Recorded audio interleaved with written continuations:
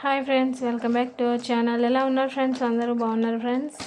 నేను కూడా బాగున్నానండి. మీరు బాగుండాలని కోరుకుంటున్నాను. అయితే నిన్న మండే నేను చికెన్ లివర్ కర్రీ చేశానండి. అంతకుముందు మన ఛానల్లో చికెన్ లివర్ ఫ్రై చేశాను. ఈసారి కర్రీ చేస్తున్నానండి. ఫ్రైయే కాకుండా కర్రీ కూడా చాలా బాగుంటుంది ఫ్రెండ్స్. ఒకసారి అయితే ఖచ్చితంగా ట్రై చేయండి. నేనైతే ఎలా చేస్తున్నానో వీడియో లాస్ట్ వరకు స్కిప్ చేయకుండా అయితే ఖచ్చితంగా అయితే చూడండి ఫ్రెండ్స్. ఇక్కడైతే నేను ఒక 1/2 కిలో అయితే తీసుకున్నానండి. తర్వాత దీన్ని నీట్గా క్లీన్ చేసేసుకొని ఒక 3-4 టైమ్స్ మీరు నచ్చిన విధంగా కట్ చేసుకోవచ్చు. నేనైతే చిన్న చిన్న ముక్కల కింద అయితే కట్ చేసుకున్నాను. తర్వాత దీన్ని ఇలాగే మనం వండేసుకోకుండా, ఇది కొంచెం నీచు స్మెల్ అది వస్తుంది కదండి, అలా రాకుండా మనం ముందుగా దీన్ని శుభ్రంగా క్లీన్ చేసేసుకొని కొంచెం అల్లం ముక్క దంచుకుని వేసుకున్నానండి. కొంచెం ఉప్పు, కొంచెం పసుపు దీంట్లో మనం వేసేసుకొని గ్యాస్ మీద పెట్టుకొని మీడియం సైజులో పెట్టుకొని అయితే కుక్ చేసుకోవాలండి. అది బాగా కుక్ అయిన తర్వాత మనమైతే కర్రీ ప్రిపరేషన్ అయితే చూద్దామండి. చూసారండి, కుక్ అయిన తర్వాత మనకి చికెన్ లివర్స్ అయితే ఇలా చాలా నీట్గా అయిపోయినాయి.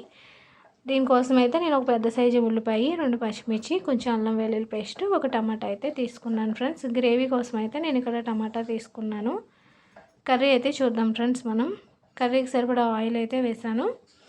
ఆయిల్ బాగా వీటైన తర్వాత దీంట్లో ఉల్లిపాయ, టమాటా, పచ్చిమిర్చి, అల్లం వెల్లుల్లి పేస్ట్ అన్నీ ఒకసారి వేసేసానండి.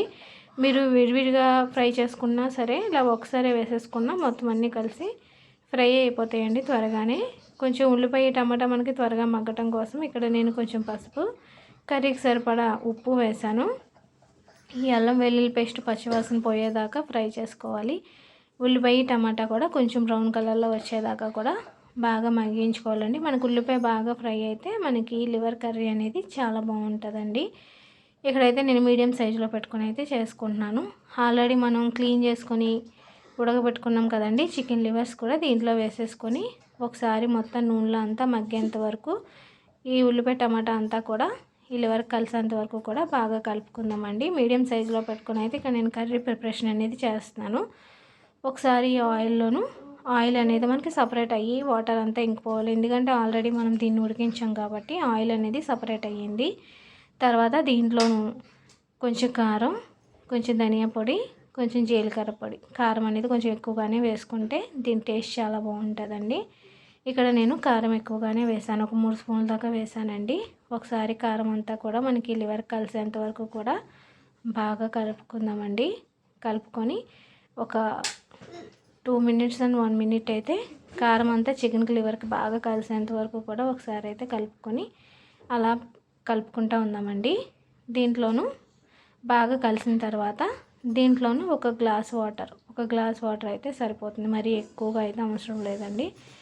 ఒక గ్లాస్ వాటర్ వేసుకొని మనం ఒకసారి అయితే కలుపుకుందాం. ఇంకా దీంట్లో మనం ఏమి వేయాల్సిన అవసరం లేదండి.